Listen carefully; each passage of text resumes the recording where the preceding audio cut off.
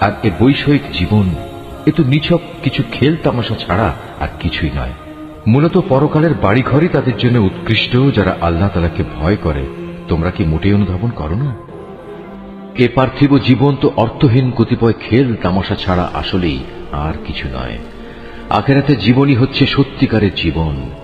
কত ভালো হতো যদি তারা এই বিষয়টা জানত। মানুষরা কি এটা মনে করে নিয়েছে তাদের শুধু এটুকু বলার কারণেই ছেড়ে দেয়া হবে যে আমরা ঈমান এনেছি এবং তাদের কোন রকম পরীক্ষা করা হবে না? আমি তো সেসব লোকদেরও পরীক্ষা করেছি যারা এদের আগে এভাবেই ঈমানের দাবি করেছিল। আল্লাহ তাআলা অবশ্যই তাদের ভালো করে জেনে নেবেন যারা ঈমানের দাবিতে সত্যবাদী। আবার ঈমানের মিথ্যা দাবিদারদেরও তিনি অবশ্যই জেনে নেবেন। যারা সব সময় গুনাহের কাজ করে বেড়ায় তারা এটা ধরে নিয়েছে তারা বুদ্ধির প্রতিযোগিতায় আমার থেকে আগে চলে যাবে। এটা তাদের একটা মন্দ সিদ্ধান্ত যা আমার সম্পর্কে তারা করতে পারল। তোমাদের মধ্যে যে ব্যক্তি এ আশা করে সে আল্লাহ তাআলার সামনাসামনি হবে, তবে সে যেন জেনে রাখে আল্লাহ তাআলার নির্ধারিত এই সময়টা অবশ্যই আসবে। আল্লাহ তাআলা সব কিছু শুনেন, সব কিছু জানেন। যে ব্যক্তি আল্লাহ তাআলার পথে সংগ্রাম সাধনা করে সে তো আসলে তা করে তার নিজের কল্যাণের জন্যই, কেননা আল্লাহ তাআলা সৃষ্টিকুল থেকে প্রয়োজন মুক্ত। যারা ঈমান আনে এবং নেক কাজ করে আমি অবশ্যই তাদের সেসব দোষ ত্রুটিগুলো দূর করে দেব, এবং তারা যেসব নেক আমল করে আমি তাদের সেসব কর্মের উত্তম ফল দেব। আমি মানুষকে তাদের পিতামাতার সাথে সদ্ব্যবহার করার আদেশ দিয়েছি, কিন্তু যদি কখনো তারা তোমাকে আমার সাথে কাউকে শরীক করার জন্য জবরদস্তি করে, যেহেতু এ ব্যাপারে তোমার কাছে কোন রকম দলিল প্রমাণ নেই, তাই তুমি তাদের কোনো আনুগত্য করো না, কেননা তোমাদের তো আমার কাছেই ফিরে আসতে হবে। আর তখন আমি অবশ্যই তোমাদের সব কিছু বলে দেব তোমরা দুনিয়ার জীবনে কে কোথায় কি করতে। যারা আল্লাহ তাআলার উপর ঈমান এনেছে এবং নেক আমল করেছে আমি অবশ্যই তাদের নেক বান্দাদের অন্তর্ভুক্ত করে নেব। মানুষদের মাঝে কিছু এমনও আছে যারা মুখে বলে আমরা আল্লাহ তাআলার উপর ঈমান এনেছি, কিন্তু যখন তাকে আল্লাহর পথে চলার জন্য কষ্ট দেয়া হয় তখন তারা মানুষের এই পীড়নকে আল্লাহ তাআলার আযাবের মতোই মনে করে। আবার যখন তোমার মালিকের কোনো সাহায্য আসে তখন তারা মুসলমানদের বলতে থাকে আমরা তো তোমাদের সাথেই ছিলাম। এরা মনে করে আল্লাহ তাআলা সৃষ্টিকুলের মানুষদের অন্তরের গোপন বিষয় সম্পর্কে বুঝি মোটেই অবগত নন। আল্লাহ তাআলা অবশ্যই তাদের ভালো করে জেনে নেবেন যারা ঈমান এনেছে। আবার তিনি মুনাফিকদেরও ভালো করে জেনে নেবেন। কাফেররা ঈমানদারদের বলে তোমরা আমাদের পথের অনুসরণ করো, আমরা কিয়ামতের দিন তোমাদের গুনাহসমূহের বোঝা তুলে নেব। অথচ তারা সেদিন তাদের নিজেদের গুনাহসমূহের সামান্য পরিমাণ বোঝাও উঠাতে পারবে না। এরা আসলেই মিথ্যাবাদী। কিয়ামতের দিন এরা অবশ্যই তাদের নিজেদের গুনাহের বোঝা উঠাবে, তারপর তাদের এ বোঝার সাথে থাকবে তোমাদের বোঝাও। দুনিয়ার জীবনে যত মিথ্যা কথা তারা উদ্ভাবন করেছে তাদের অবশ্যই সে ব্যাপারে সেদিন প্রশ্ন করা হবে। আমি নূহকে তার জাতির কাছে পাঠিয়েছিলাম, সে ওদের মাঝে অবস্থান করল 50 কম 1000 বছর। তারা যখন তার কথা শুনল না তখন মহাপ্লাবন এসে তাদের পাকড়াও করল। মূলত তারা ছিল বড়ই জালেম। এ মহাপ্লাবন থেকে আমি তাকে এবং তার সাথে নৌকার আরোহীদের রক্ষা করেছি, আর আমি এই ঘটনাকে সৃষ্টিকুলের মানুষদের জন্য একটি নিদর্শন বানিয়ে রেখেছি। আর যখন ইব্রাহিম তার জাতিকে বলল তোমরা এক আল্লাহ তাআলার ইবাদত করো এবং তাকেই ভয় করো, এটাই তোমাদের জন্য ভালো যদি তোমরা বুঝতে পারো। তোমরা তো আল্লাহ তাআলাকে বাদ দিয়ে কেবল মূর্তিসমূহের পূজা করো এবং স্বয়ং আল্লাহ তাআলা সম্পর্কে মিথ্যা কথা উদ্ভাবন করো। আল্লাহ তাআলাকে বাদ দিয়ে যেসব মূর্তির তোমরা পূজা করো তারা তোমাদের কোন রকম রিজিকের মালিক নয়। অতএব তোমরা একমাত্র আল্লাহ তাআলার কাছেই রিজিক চাও, শুধু তারই ইবাদত করো এবং তার নিয়ামতের শুকর আদায় করো, কেননা তোমাদের তার কাছেই ফিরে যেতে হবে। আর যদি তোমরা আমার নবীকে মিথ্যা প্রতিপন্ন করো তাহলে জেনে রেখো তোমাদের আগের জাতির লোকেরাও তাদের জমানার নবীদের মিথ্যা প্রতিপন্ন করেছে। মূলত সুস্পষ্ট রূপে মানুষদের কাছে আল্লাহর কথা পৌঁছে দেয়াই হচ্ছে রসুলের কাজ। এই লোকেরা কি লক্ষ্য করে না কিভাবে আল্লাহ তাআলা প্রথমবার তার সৃষ্টিকে অস্তিত্ব দান করলেন, কিভাবে তাকে আবার জীবিত করবেন? অবশ্য এ দ্বিতীয়বার সৃষ্টি করার কাজটা আল্লাহ তাআলার কাছে নিতান্ত সহজ। হে নবী, তুমি বলো তোমরা আল্লাহর জমিনে পরিভ্রমণ করো এবং এর সর্বত্র দেখো কিভাবে আল্লাহ তাআলা তার সৃষ্টিকে প্রথমবার অস্তিত্বে আনেন এবং একবার ধ্বংস হয়ে গেলে কিভাবে আবার তিনি তা পুনর্বার পয়দা করেন। নিঃসন্দেহে আল্লাহ তাআলা সব কিছুর উপর প্রবল ক্ষমতাবান। তিনি যাকে চান তাকে শাস্তি দেন, আবার যাকে চান তাকে ক্ষমা করে তার উপর অনুগ্রহ করেন। সর্বাবস্থায় তোমাদের তার দিকেই ফিরে যেতে হবে। তোমরা জমিনের অতলে যেমন আল্লাহ তাআলাকে তার পরিকল্পনায় অক্ষম করে দিতে পারবে না, তেমনি পারবে না আসমানের কোন চূড়ায়ও। বস্তুত আল্লাহ তাআলা ছাড়া তোমাদের কোনো অভিভাবক নেই, নেই কোনো সাহায্যকারীও। যারা আল্লাহ তাআলার আয়াতসমূহ ও তার সামনাসামনি হওয়া অস্বীকার করে, মূলত সেসব লোক আমার অনুগ্রহ থেকে নিরাশ হয়ে গেছে। আর এরাই হচ্ছে সেসব মানুষ যাদের জন্য রয়েছে মর্মন্তুদ শাস্তি। অতঃপর তাদের ইব্রাহিমের জাতির কাছে এছাড়া আর কোনো জবাব থাকল না, যে তারা বলতে লাগলো, একে মেরেই ফেলো কিংবা তাকে আগুনে পুড়িয়ে দাও। অতঃপর তারা যখন তাকে আগুনে নিক্ষেপ করল, তখন আল্লাহ তাআলা তাকে জ্বলন্ত আগুন থেকে উদ্ধার করলেন।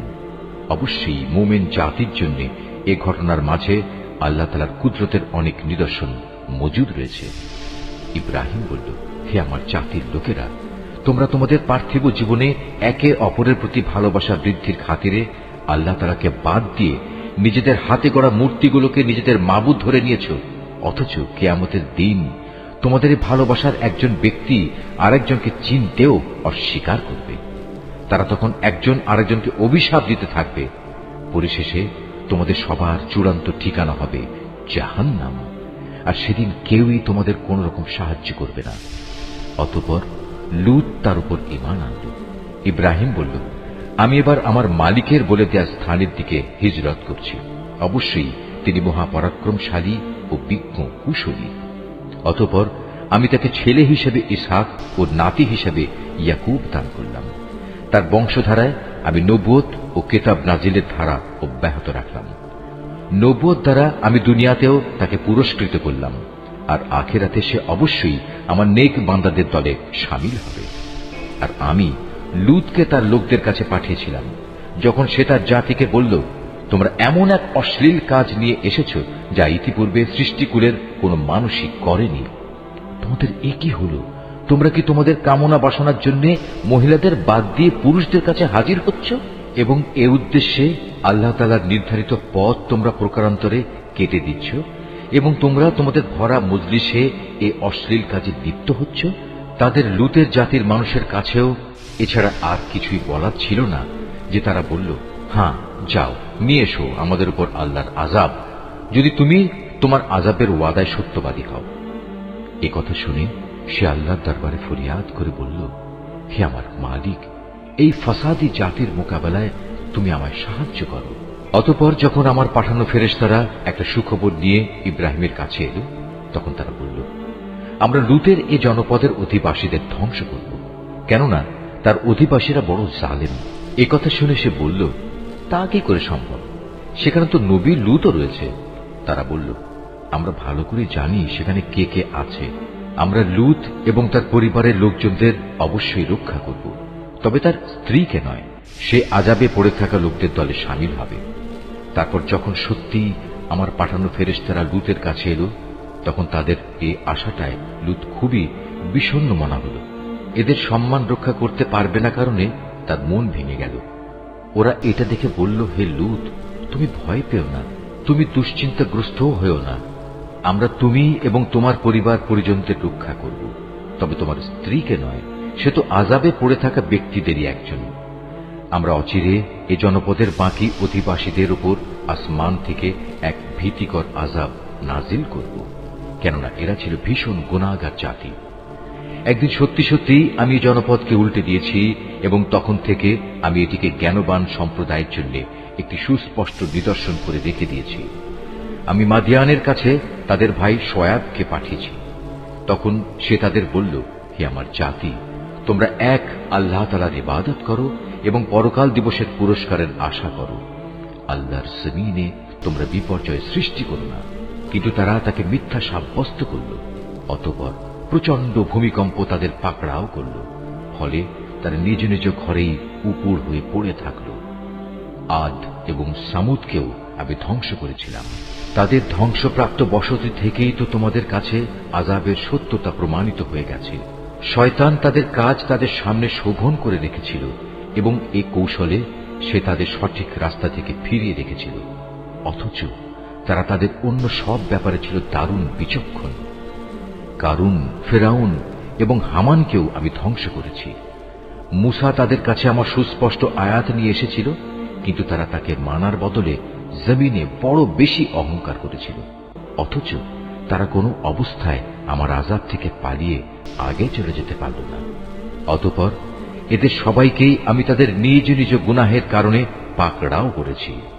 এদের কারো উপর প্রচন্ড ঝড় পাঠিয়েছি, কাউকে মহাগর্জন এসে আঘাত এনেছে, কাউকে আমি জমিনের নিচে গেঁড়ে দিয়েছি, আবার কাউকে আমি পানিতে ডুবিয়ে দিয়েছি। মূলত আল্লাহ তাআলা এমন ছিলেন না যে তিনি এদের উপর কোন জুলুম করেছেন। জুলুম তো বরং তারা নিজেরাই নিজেদের উপর করেছে। যেসব লোক আল্লাহ তাআলার বদলে অন্যকে নিজেদের অভিভাবক হিসেবে গ্রহণ করে, তাদের দৃষ্টান্ত হচ্ছে মাকড়সার মতো। তারা নিজেরাও এক ধরনের ঘর বানায়, আর দুনিয়ার দুর্বলতম ঘর হচ্ছে এই মাকড়সার ঘর। কত ভালো হতো যদি তারা এই সত্যটুকু বুঝতে পারত। এরা আল্লাহ তাআলার পরিবর্তে যে সবকিছুকে ডাকে, আল্লাহ তাআলা তাদের সম্পর্কে সম্যক অবগত রয়েছেন। তিনি মহাপরাক্রমশালী, প্রবল, প্রজ্ঞাময়। এ হচ্ছে সেই উদাহরণ যা আমি মানুষদের জন্যই পেশ করেছি। কেবল জ্ঞানী ব্যক্তিরাই তা বুঝতে পারে। আল্লাহ তাআলা আসমান সমূহ ও জমিন যথাযথভাবে সৃষ্টি করেছেন। বস্তুত এতে ঈমানদারদের জন্য আল্লাহ তাআলার অস্তিত্বের পক্ষে বড় প্রমাণ রয়েছে। যে কিতাব তোমার উপর নাজিল করা হয়েছে তুমি তা তেলাওয়াত করো এবং নামাজ প্রতিষ্ঠা করো। নিঃসন্দেহে নামাজ মানুষকে অশ্লীলতা ও মন্দ কাজ থেকে বিরত রাখে, পরন্তু আল্লাহ তাআলাকে হামেশা স্মরণ করাও একটি মহান কাজ। তোমরা যা কিছু করো আল্লাহ তাআলা তার সম্যক অবগত আছেন। হে মুসলমানরা, তোমরা কিতাবধারীদের সাথে কোন রকম তর্ক বিতর্ক করো না, তবে উত্তম পন্থায় করতে পারো। আবার তাদের মধ্যে যারা জুলুম করে তাদের কথা আলাদা। আর তোমরা বলো, আমরা ঈমান এনেছি কিতাবের যা কিছু আমাদের উপর নাজিল করা হয়েছে তার উপর, আরো ঈমান এনেছি যা কিছু তোমাদের উপর নাজিল করা হয়েছে তার উপরও। আসলে আমাদের মাবুদ ও তোমাদের মাবুদ হচ্ছেন একজন, এবং আমরা সবাই তার কাছেই আত্মসমর্পণ করি। যেভাবে আমি আগের কিতাব নাজিল করেছি ঠিক সেভাবেই আমি তোমার উপর এই কিতাবও নাজিল করেছি। আমি আগে যাদের কিতাব দান করেছিলাম, যারা সত্যানুসন্ধিৎসু ছিল, তারা এর উপর ঈমান এনেছে। পরবর্তী লোকদের মাঝেও কিছু ভালো মানুষ আছে যারা এর উপর ঈমান এনেছে। আসলে অস্বীকারীরা ছাড়া কেউই আমার আয়াত অস্বীকার করে না। তুমি তো এ কোরআন নাজিল হওয়ার আগে কোনো বই পুস্তক পাঠ করনি, না তুমি তোমার ডান হাত দিয়ে কোনো কিছু লিখে রেখেছ যে তা দেখে অসত্যের পূজারীরা কোনো সন্দেহে লিপ্ত হয়ে পড়ছে। বরং এগুলো হচ্ছে তাদের অন্তরে সুস্পষ্ট নিদর্শন, যাদের আল্লাহ তাআলার পক্ষ থেকে জ্ঞান দেয়া হয়েছে। কতিপয় জালেম ব্যক্তি ছাড়া আমার এই সুস্পষ্ট আয়াতের সাথে কেউই গোড়ামি করতে পারে না। তারা তোমার সম্পর্কে বলে, এ ব্যক্তির কাছে তার মালিকের পক্ষ থেকে নবুয়তের কোনো প্রমাণ নাজিল হয় না কেন? হে নবী, তুমি বলো, নিদর্শন তো আল্লাহ তাআলার হাতেই রয়েছে।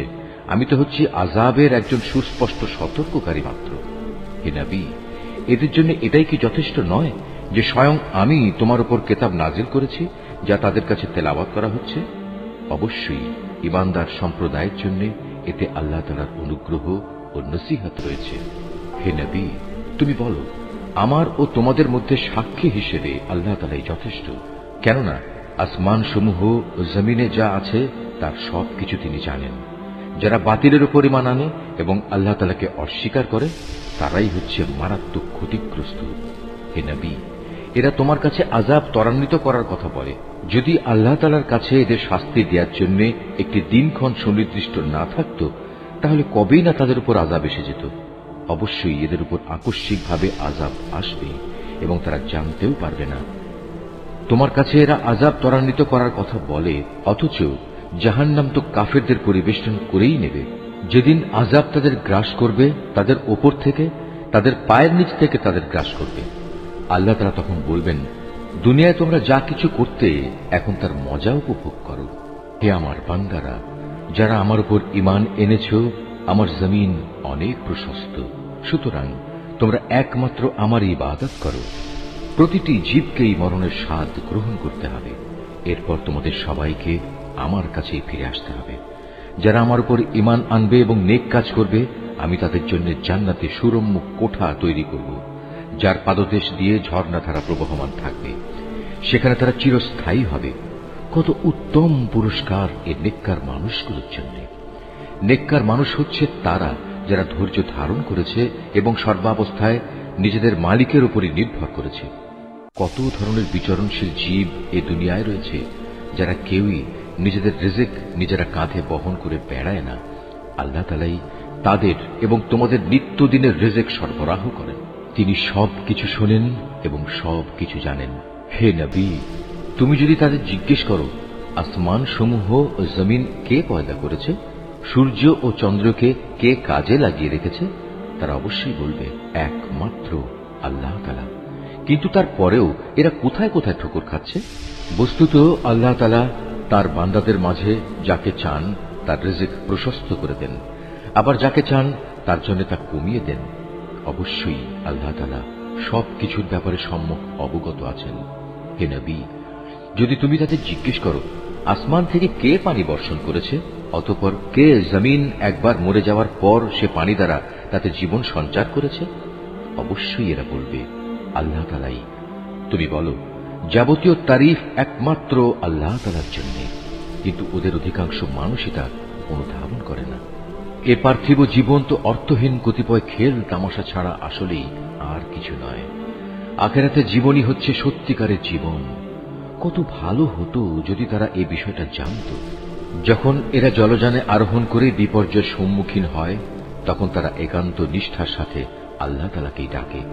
কিন্তু আল্লাহ তাআলা যখন তাদের মুক্তি দিয়ে স্থলে নামিয়ে নিরাপদ করে দেন, তখন সাথে সাথে আল্লাহ তাআলার সাথেই এরা শরীক করতে শুরু করে, যেন আমি তাদের উপর যা কিছু অনুগ্রহ করেছি তা তারা অস্বীকার করতে পারে, এবং এভাবেই এরা কয়টা দিন দুনিয়ায় ভোগ বিলাস করে কাটিয়ে দিতে পারে। অচিরেই এরা আসল ঘটনা জানতে পারবে। এরা কি দেখতে পাচ্ছে না কিভাবে আমি এ মক্কাকে শান্তি ও নিরাপদ আশ্রয়স্থল বানিয়ে রেখেছি, অথচ তার চারপাশে মানুষদের প্রতিনিয়ত জোর করে ছিনিয়ে নেওয়া হচ্ছে। এরপরেও কি তারা বাতিলের উপর ঈমান আনবে এবং আল্লাহ তাআলার নিয়ামত অস্বীকার করবে? তার চেয়ে বড় জালেম আর কে হতে পারে, যে স্বয়ং আল্লাহ তাআলার উপরই মিথ্যা অপবাদ আরোপ করে, অথবা তার কাছে যখন সত্য এসে যায় তখন তাকেই অস্বীকার করে। হে নবী, এমন ধরনের অস্বীকারীদের জন্য জাহান্নামে কি একমাত্র আশ্রয়স্থল হওয়া উচিত নয়? অপরদিকে যারা আমারই পথে জিহাদ করে, আমি অবশ্যই তাদের আমার পথে পরিচালিত করব। নিঃসন্দেহে আল্লাহ তাআলা নেককার বান্দাদের সাথে রয়েছেন।